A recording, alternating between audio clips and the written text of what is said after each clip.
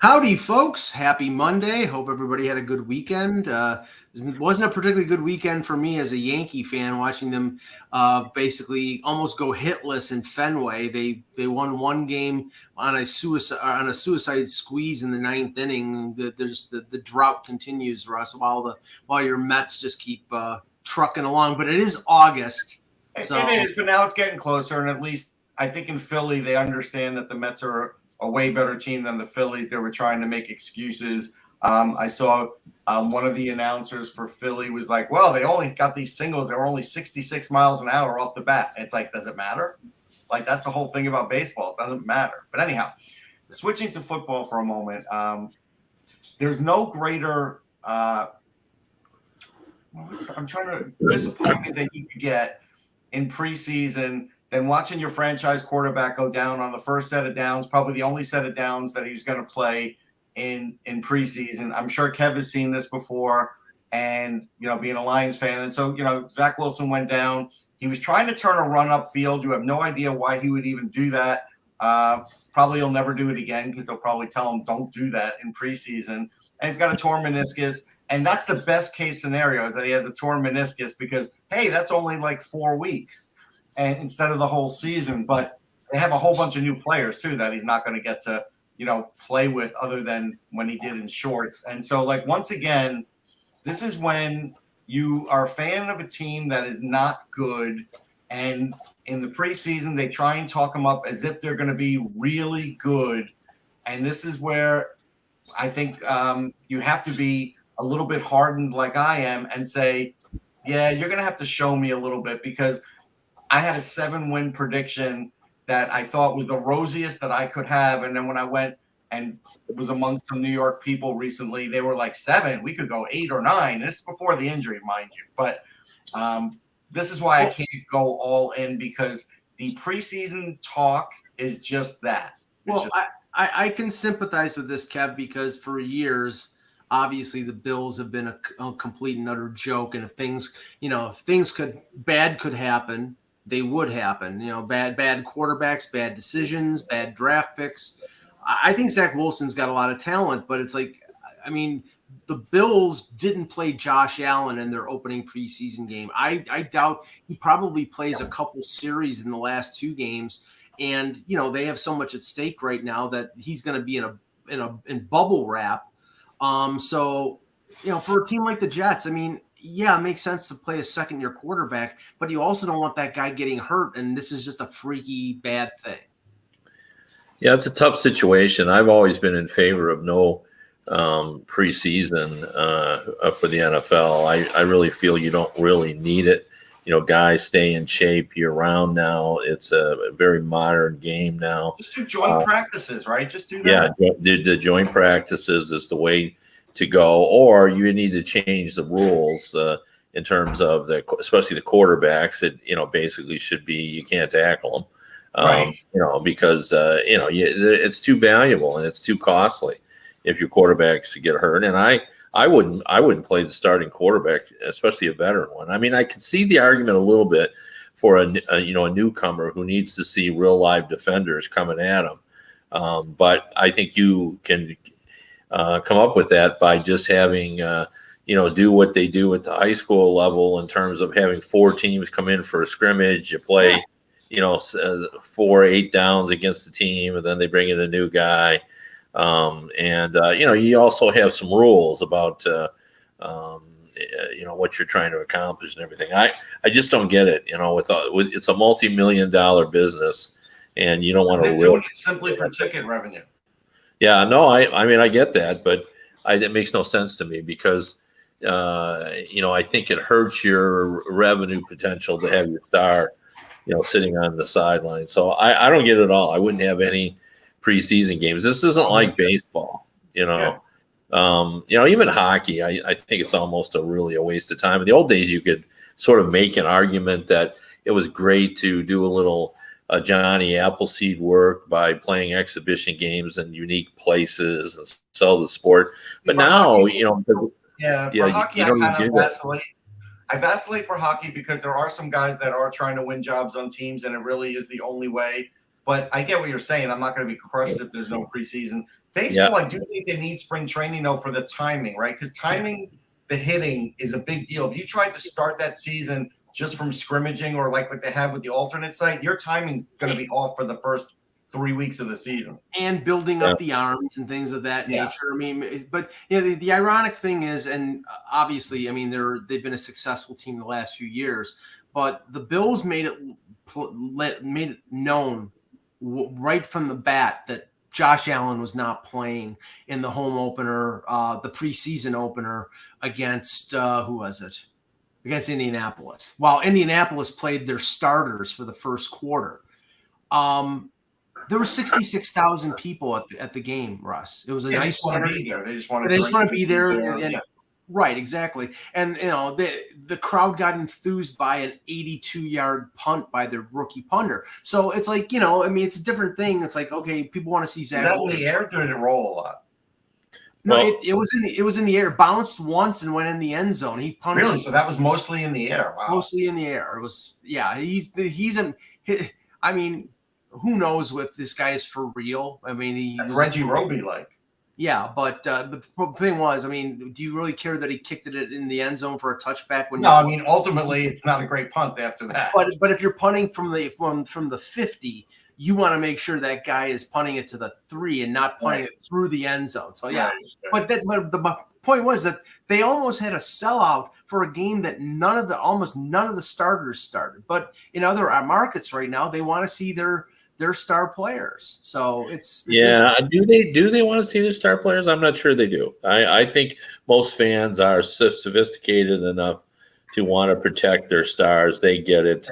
They don't want to see the drafted players guys get hurt. And and we say, okay, but you got to try to earn a job. Going into the last exhibition game, you always hear broadcasters saying, this guy here is, trying to impress them. He's got one last chance. Yeah, but already in Detroit here, we have a 6th-round pick who everybody said has been so good in practice that he's going to make the team. He's on the team. Well, they hadn't even played a preseason game yet, so I think we can get that done in practice as well, just by running all over the field like they do. And then the other thing you hear, which to me flies in the face of the idea that the players earn their spots in preseason games, is you hear coaches say all the time, yeah, he looked good, but that was against, third team players. And and the same thing in hockey. I know last year there was a lot of discussion about, even after Lucas Raymond made the team, like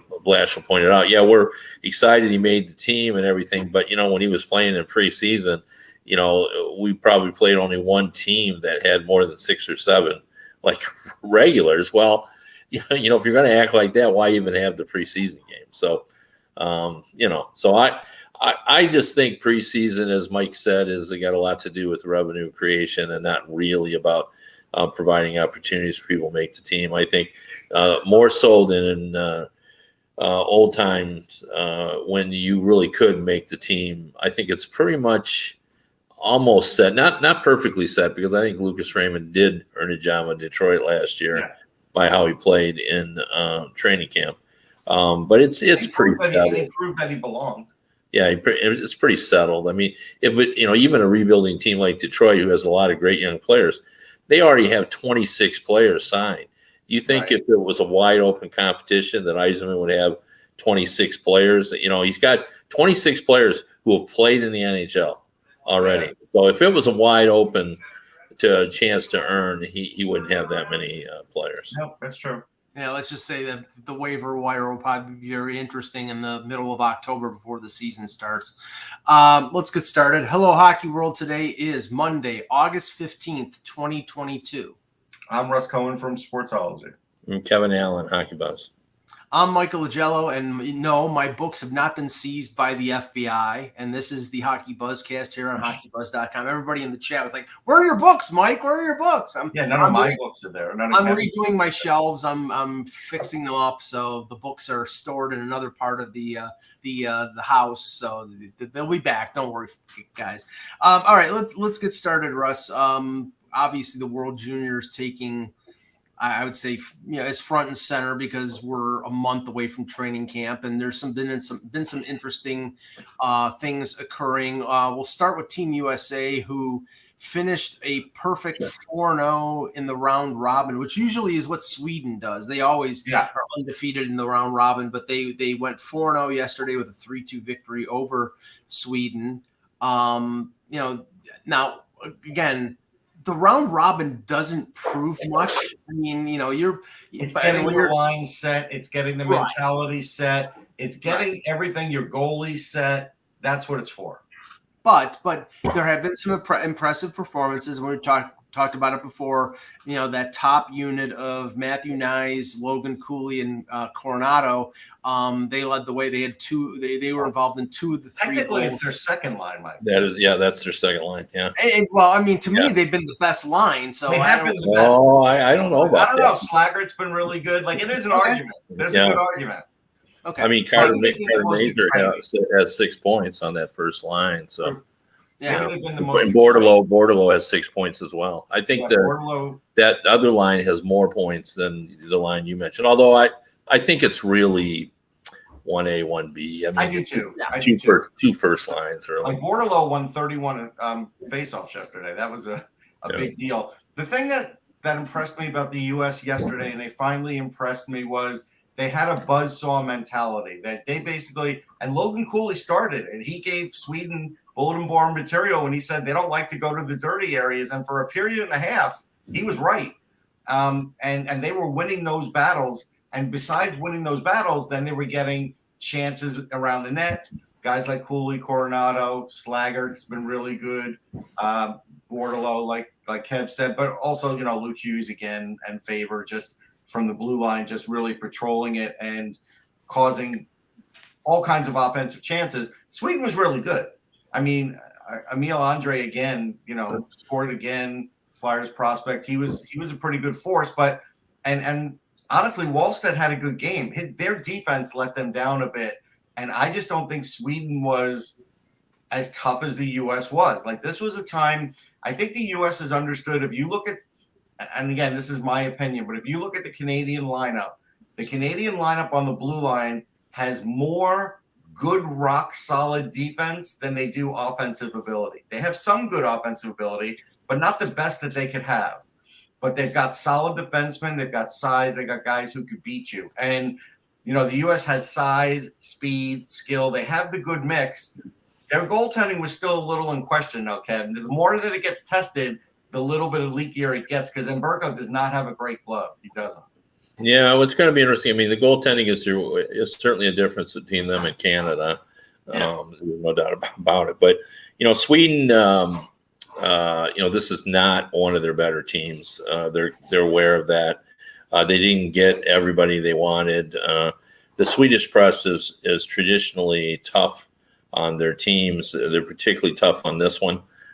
They don't have, as Russ pointed out, the terrific offense that they've had in previous tournaments. So, this was a test for the U.S., but it wasn't the test that you would normally get from a Sweden team. I felt. No, that's true. I think they're right about that. I thought they played pretty well. Sweden did, but just wasn't good enough. This U.S. team is good. It's not as good as Canada's team, but as I said before, I have faith in Nate Lehman. I don't know if you do, Kev, but Nate Lehman's doing a good job. I feel like the coaching is there. Like Brett Berard, an undersized guy. He's always told he's undersized. He's a Ranger prospect. I've watched him with the NTDP. This guy comes out and competes, and he plays for Providence. And again, even Mike and I were talking about it. Like, hey, these Providence guys probably get a little bit of an in because the coach is from Providence. But I don't know. Berard scored a big goal yesterday, so. Berard has been good every time he's played in international competition, and that's kind of where he's actually enhanced his pro status by how he's played in these tournaments. There's no doubt about that. But I said before, I felt that even though I think Canada is a much better team, I think the U.S. can beat them. I think it's one of those things. If they played 10 times, the U.S. might win 3.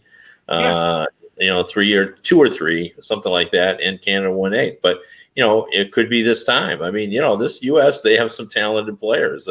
Bordelot, we've talked about. I thought that the Cooley line yesterday was by far the better line yesterday. Yeah, it was tremendous. Coronado's really just been great.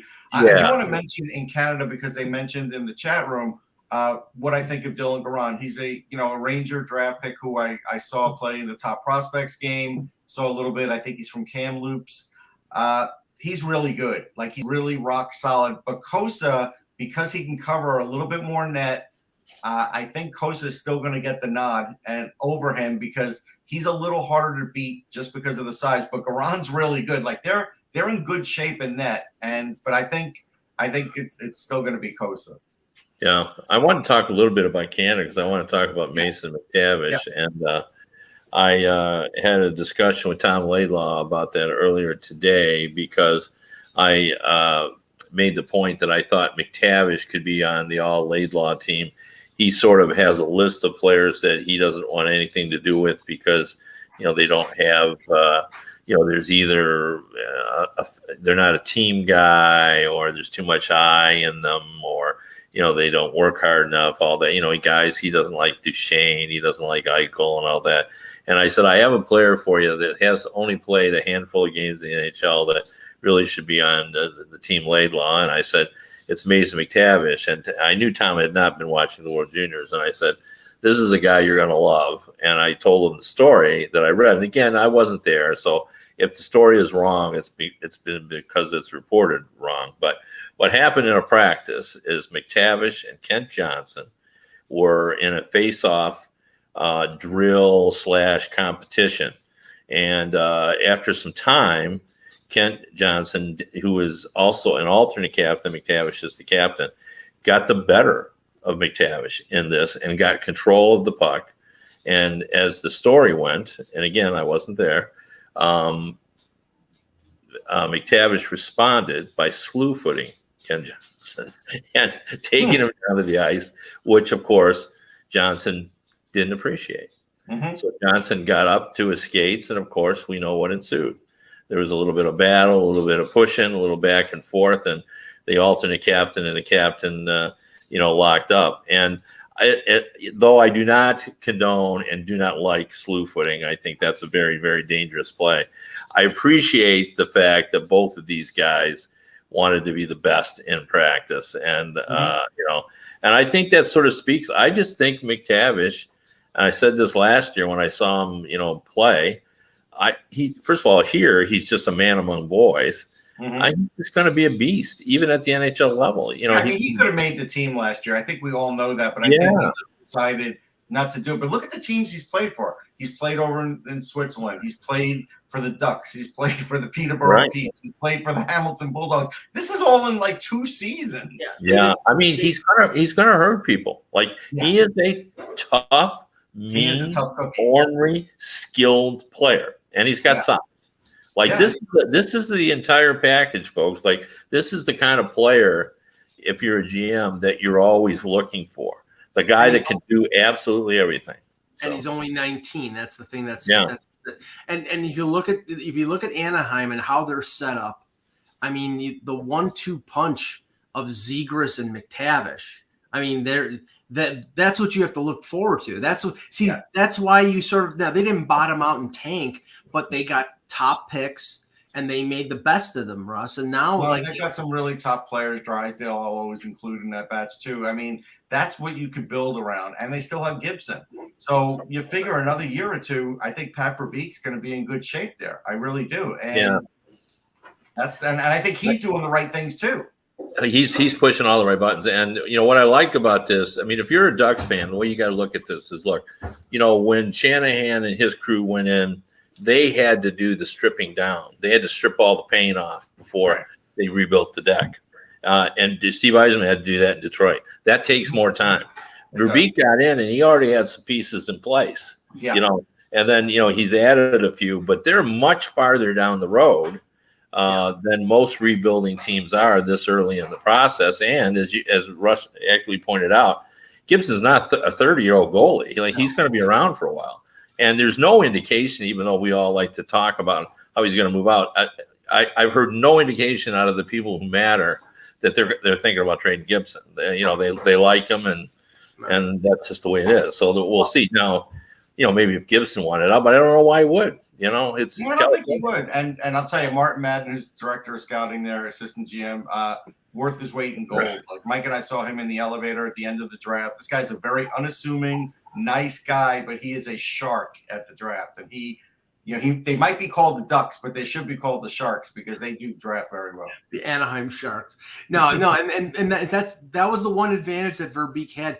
He got hired before the deadline, so he was the one in control of moving Lindholm, of moving Manson, of moving Raquel, and he got what he wanted for them for the most part.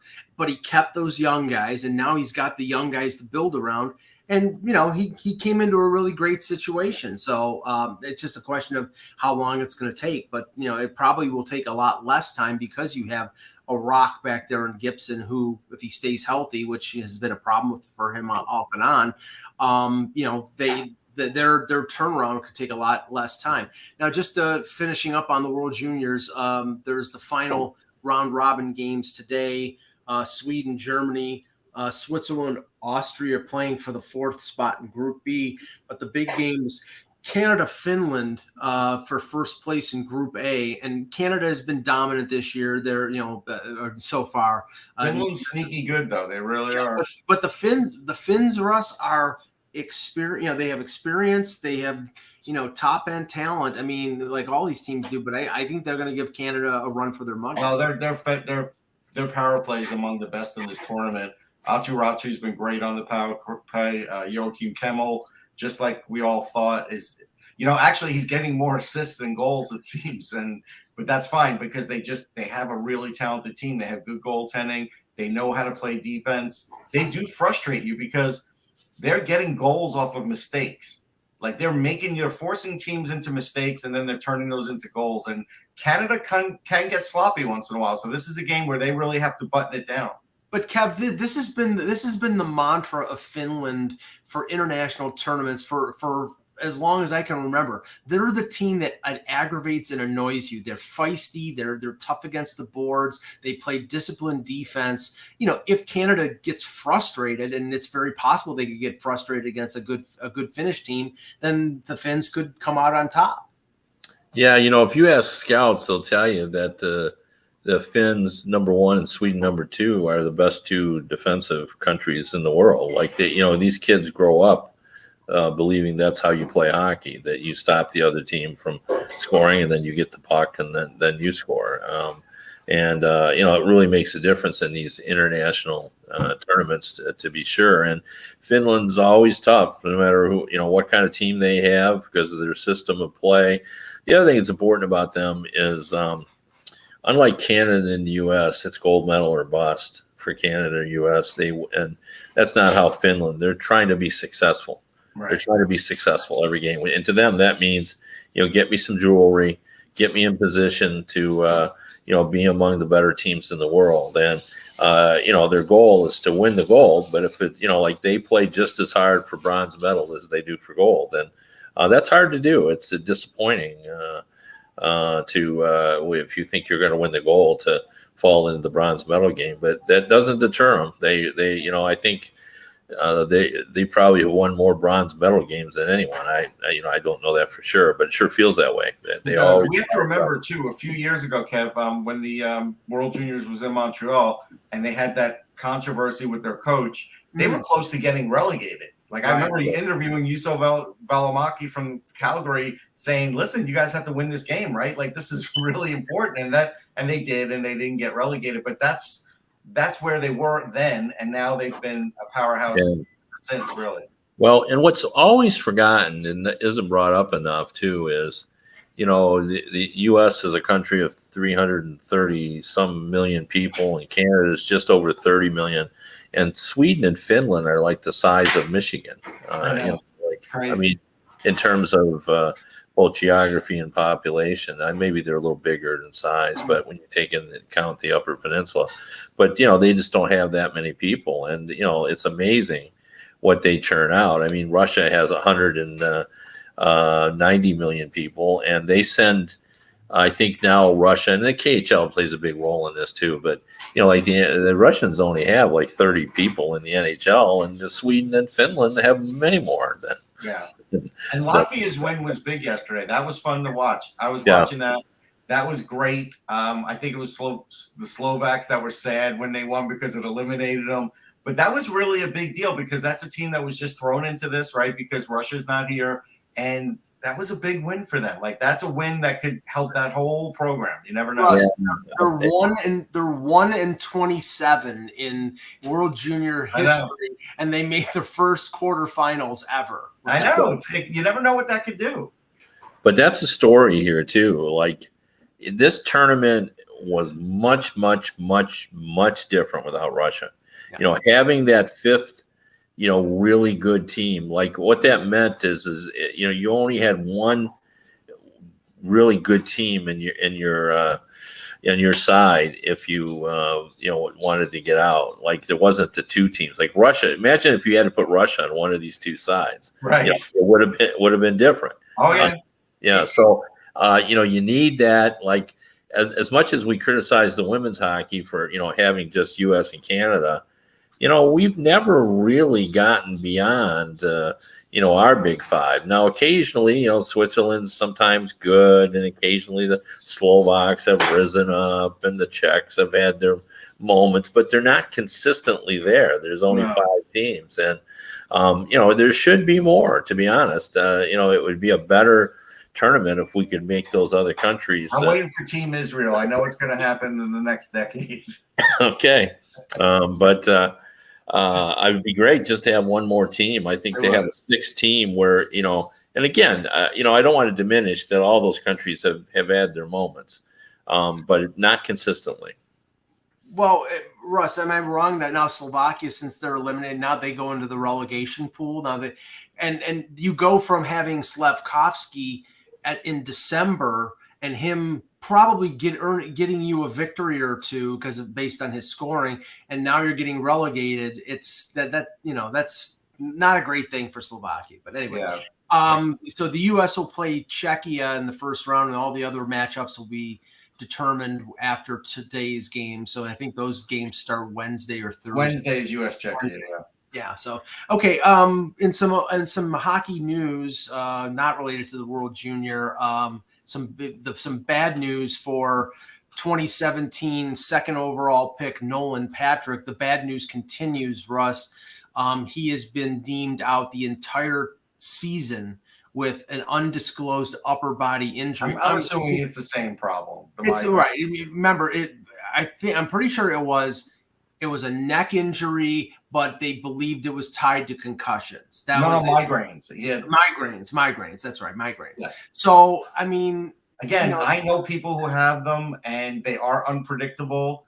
And then if you tie that into having to be a hockey player and dealing with the stress of that and traveling, that it's probably wise to give him the season off and try and get it under control. Like that actually seems very wise to do that. It's similar, Crosby, and we should cross our fingers, when he was having all those concussion problems, it seemingly was like he was coming back almost too soon and wasn't really able to see what it was like to be like that, whatever that period was outside of the concussion area, like 9-10 months where it wasn't a problem. But the 1 year that he did it seemed to make the difference because, he really hasn't had one since. I'm kind of hoping the same thing for Patrick with these migraines. I mean, Kev, this is just, this is not as serious as the Robin Lehner loss for Vegas, but I think they were hoping that Nolan Patrick would be sort of a depth forward who can contribute. And now, they're going to be without him for the entire year.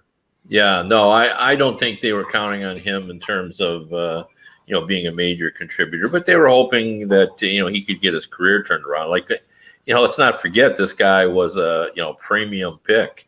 It was second, right? Second overall. After Hischier and before Iceland and Makar. Right. So. And, they thought he was going to be, it almost seemed like he was made to play for the Flyers, to be honest. I thought he was going to be a really good NHLer, and I think this has really hurt his career because they call it migraine disorder. So it's not even like just regular migraine. So yeah, and migraines, anybody who knows anybody who has them, they're debilitating. you can't really function. So I don't know how you could play hockey with it. You can't really even function in your life. You got to, go in a room and it's dark and, try to deal with them. So this is it's terrible news for the player. There's no doubt about it. Yeah. The other major injury and striking a team in an area where they're already thin. The San Jose Sharks have lost Nikolai Knizov, the defenseman, for 6 months. Yeah, I've heard different. I listened to. I know it's different with him. That's true. I shouldn't. Yeah, I listened to the Sharks like a snippet on YouTube, and they said Knizov, so I'll go with that. To a torn Achilles, and we talked about Achilles injuries, Kevin. That's your other one, Kev. Yeah, no, it feels epidemic to me.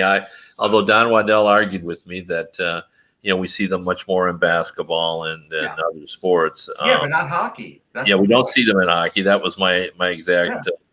Point, but we got 3 guys out with them. They're almost never done in games. They're almost always done in working out. In training, yeah. And the quote from Pacioretty, which I thought was really telling, he said he did it on on a routine that he had done 1,000 times before.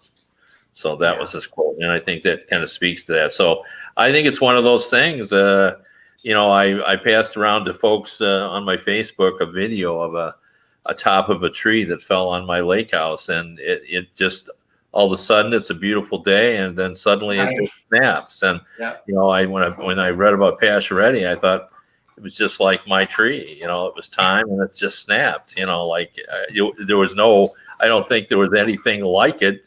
I don't think he did. He didn't twist it or turn it, or So it's just a part that wore out. Yeah, exactly. So, but looking at the Sharks defense, though, and then they traded Brent Burns, and now you've got Carlson, who's had trouble staying healthy, Vlasic, who a lot of people say is over the hill. They just signed Mario Ferraro to a long-term extension, and now the bottom part of their defense, Russ, is Radim Semak, Marcus Nudavara. And maybe this is the opportunity for Ryan Merkley to jump in, but this is not the 79 Canadians. This is where the loss of Jacob Middleton hurts them, because he had turned into a really nice defenseman, and now they don't have it. Well, why did they trade him last year? I just have no understanding. I have no understanding. I said that last year when they traded him. Why would you trade him? All I can tell you is this. I spoke to a high-level person with the Sharks at a game last year, and they loved the player. Loved him. So this had to be something that the GM wanted to do, and I don't know why.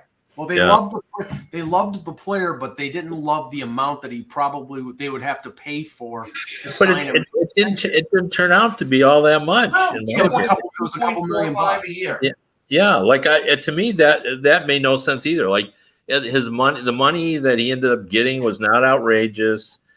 They got a goalie. Did they need a goalie? That's the question. They got maybe if they think Kakinen is the starter.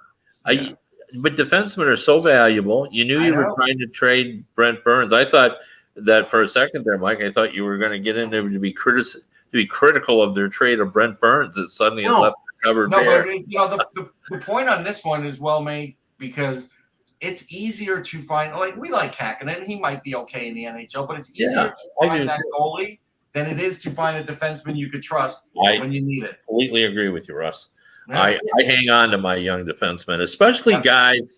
To be honest with you, anybody who has a proclivity to being good defensively, I hang on to. Defensemen, usually we tend to be more excited about the guys that have some offense, but the guys that are harder to find are the guys where their best attribute is their ability to defend one-on-one. And Middleton is big. I think he's a righty shot, and he's physical. He had 5 points and 35 block shots in 21 games for them. It's pretty productive. Yeah. So that's an area where they're probably going to be hurting now this year. Now, I don't know if Merkley will make it, honestly. Well, I don't know. I'm just saying that there are other options. Their other options are Matthew Benning and Jacob Magna. So I don't know. Listen, Matthew Benning has some upside.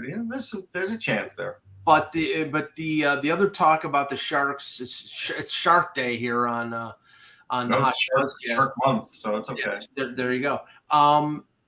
Kev, they're one of the few teams that have a goaltending surplus, and we talked about Reimer in connection to Vegas, and it came out, I think it was from Sheng Peng, our friend, who said that they're asking for a second round pick. I don't think Vegas has a second round pick unless you're going like 2024 or 2025. So that puts, if that was a viable option for Vegas, I don't know whether they can float that. That might be a price too high for them to Well, I think they're going to have to just be creative in that, because second round pick seems too high for Reimer. I don't think they're going to get that from anybody else either. So, I think Reimer would be a good option for Vegas, but I think rather than give up the second round pick, I'd roll with Logan Thompson and see what happens. And like I said before, as the season wears on, there might be someone else available as teams start to see that their team isn't quite as good as they thought it was going to be, or some backup goalie rises up and moves ahead of the goalie that they thought was going to be number one. We're not sure what's going to happen in Toronto. We're not sure what's going to happen in New Jersey.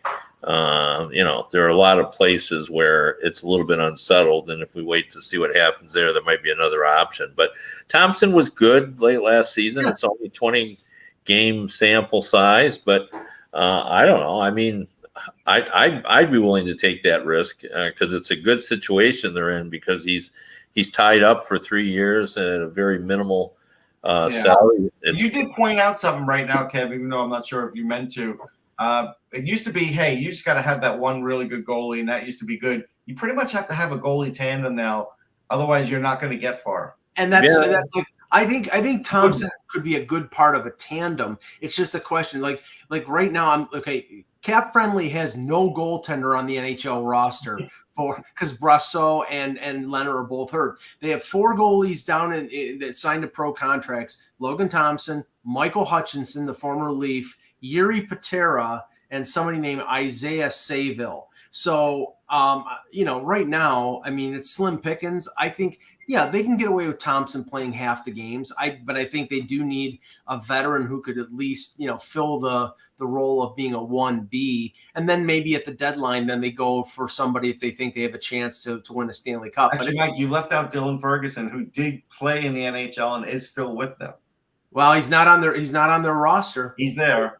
Maybe he's injured. They didn't sign him this year, but maybe they will. Yeah, he's not there. He's injured, but yeah. So, I mean, we'll see. All I know is that they're ODing on long-term injured reserve right now because they got Weber, they got Leonard, and so I mean they're now Nolan Patrick too. So.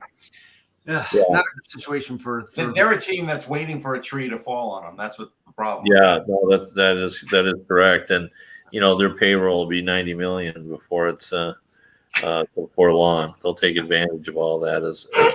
So, yeah, amazingly enough, I just read on Vegas Hockey Now that they're also looking for a left wing, or excuse me, any wing, actually, right or left, and because they're short one. To play in their top 6, and they're looking at Evan Rodriguez or Phil Kessel, someone of that ilk. Well, wait, Mike, one thing, because you mentioned payroll. So I look back on it, and back in 2001, 2002, when the Rangers weren't very good, their payroll was $64 million, almost 65, and their highest salary was $10 million. We know who that was, and that's back. Mike's got a ghost. That's back, 20-something years ago. So imagine $65 million, 21 years ago. Kevin's right. We're going to get back to like $100 million soon, and I'm not sure we should be there, but that's where it's headed. When the salary cap was introduced, I just happen to remember this. When they won the salary cap in the lost season, the rallying cry coming in was the disparity between the Detroit Red Wings that were at $84 million and the Pittsburgh Penguins who were at $21 million. So that was the difference in the Right. the payrolls back then. So, and we're just now getting back to what the Red Wings were spending, Right. 17 years ago. So it's really remarkable. Now, Kev, you mentioned Kessel was mentioned, and he's one of those veteran guys who are still unsigned a month before the beginning of training camp. There are some other prominent names that are out there. They're still not signed, and Kessel, for anybody who's looking for a scoring winger, he's not the Kessel of old, but he is somebody who, on a good line, could probably score 20 goals, and he can still set up plays. Some other names, PK Subban. Why don't we talk about him to start? I think at this point, maybe he's a PTO for a good team, because I don't think he wants to go to a bad team. Like, I don't think he wants to go back to Montreal. I think he wants to go to, the Rangers or Toronto or some team that has a chance to win a Stanley Cup. Yeah, and I think his issue is, I think he really, this is totally a guess, but just based on the fact that he's still out there, and you look at some of the $1 million defensemen that have signed, I think he still thought he was going to get a $3 million deal or something like that, and it just hasn't occurred. And I think that's probably the same thing with Phil Kessel. I bet he had a chance to sign somewhere for $1 million, but he thought, well, I might be able to get 2 or 2.5 somewhere, because he had a good season last year. Yeah. So now they're in the you take what you can get mode, I think. And the problem is neither one of them.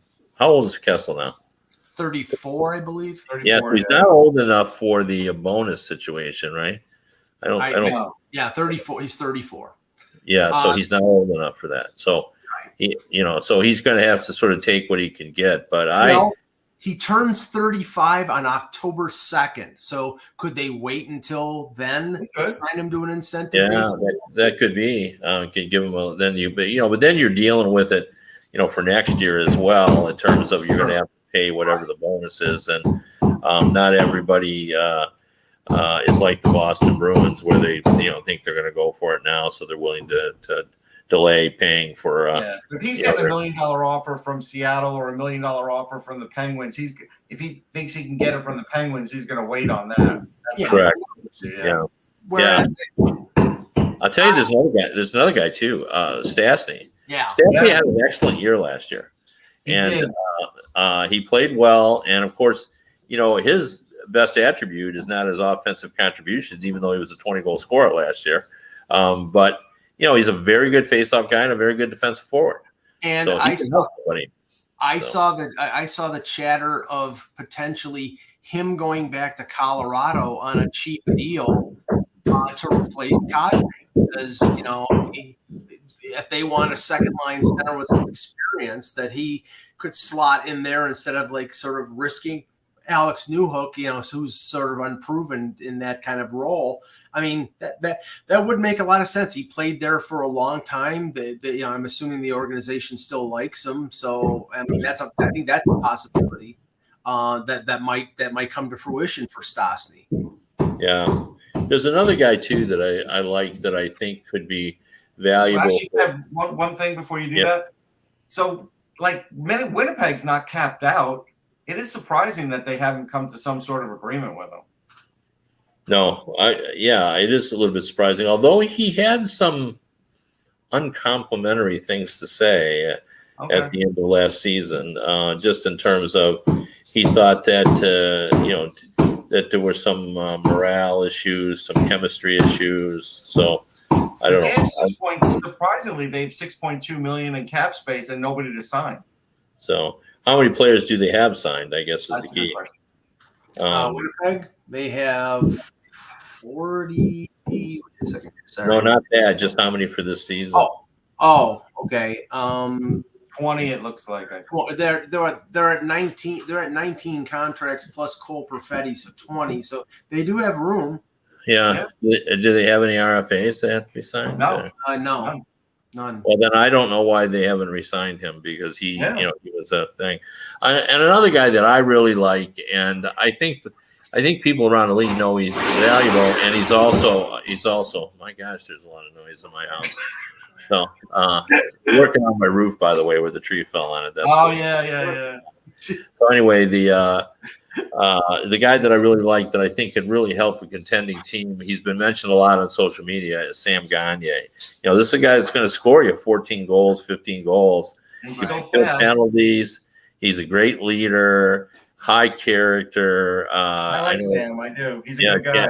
Jim Matheson thought he would have been he's stunned that he's still out there. I am too, to be honest with you. Like, I think the Red Wings would like to have him back, but they went on a spending spree and spent their way out of rock. He's a good guy. He's versatile. He can play a few different positions. I am surprised too. Well, I do know, Kev, that